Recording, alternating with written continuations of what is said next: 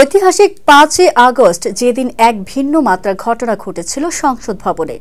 গণ অভ্যুত্থানের আবেগে আপ্লুত ছাত্র জনতা যখন সংসদ ভবনে প্রবেশ করেছিল, তখন শিরিন শারমিন নিজের নিরাপত্তা নিশ্চিত করতে বাংকারে আশ্রয় নেন। প্রায় ১২.৫ ঘণ্টা সংসদ ভবনের বাংকারে আত্মগোপন ছিলেন তিনি।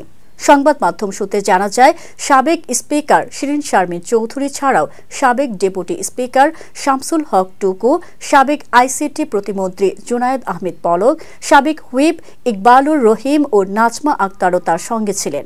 ঘটনার দিন বেলা ২টা ৩১ এসএসএফ সদস্যরা ৭টি গাড়ি নিয়ে সংসদ ভবনে প্রবেশ করেন।